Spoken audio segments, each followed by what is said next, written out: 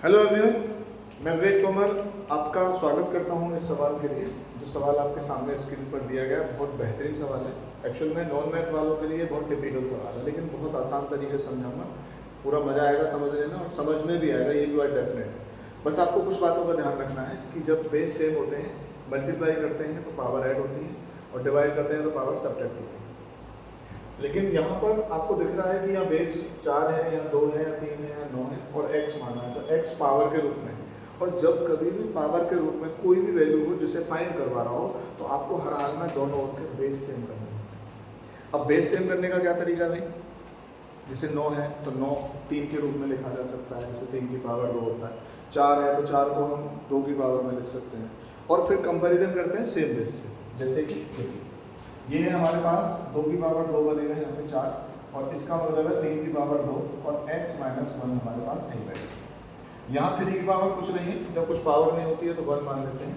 और यहाँ पर 2 की पावर 2x है प्लस 1 है, लेकिन रूट है। रूट का मतलब होता है पावर के रूप में 1/2। क्यूब रूट का मतलब होता है 1/3। 4 रूट का मतलब है 1/4। तो आपको यहाँ इंटू में लिखना है 1/2। अब जरा सॉल्व करते हैं।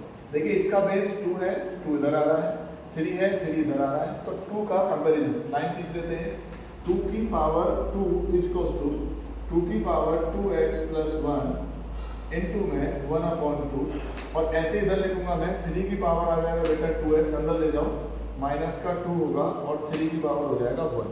जब ये बेस दोनों मैंने कंपैरिजन में रख लिए, यानी 2 वाला बेस 2 वाले के साथ रखा, 3 वाला बेस 3 वाले के साथ रखा, तो मैंने 2 से 2 यानी बेस से बेस काट दिया, 3 से 3 यानी बेस से बेस काट दिया। बात समझ में आ गई? अब पावर का कंपैरिजन कर सकते हैं, यानी पावर की तुलना हो सकती है। पावर की तुलना करो बेटा, 2 बराबर आएगा 2x प्लस 1 और बटे में 2 और आ रहा है, ठीक है। तो 2 दूनी कितना बना 4, तो ये वैल्यू हो गई 2x प्लस 1 बराबर कितना आएगा 4। तो 2x बराबर कितना हो गया 3, तो x बराबर हो गया 3/2।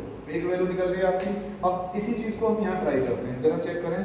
2x माइनस 2 बराबर 1, तो बेटा 2x बराबर 2 और 1, 2 उधर जाकर प्लस होगा, कितना हो गया 3, तो x बराबर आया बेटा 3/2। देखो आप दोनों जगह देख पा रहे हैं, दोनों के आंसर सेम है, दोनों के आंसर सेम है। उम्मीद करता हूँ आपको ये बात मेरी जरूर समझ में आई होगी। अगर आपको समझ में नहीं आई है या समझ में आ गई है तो एक बार कमेंट करके जरूर बताइएगा कि आपको मेरा बताया गया तरीका जो है वो कैसा लगा। ठीक है, मिलते हैं अगली वीडियो में, तब तक के लिए धन्यवाद।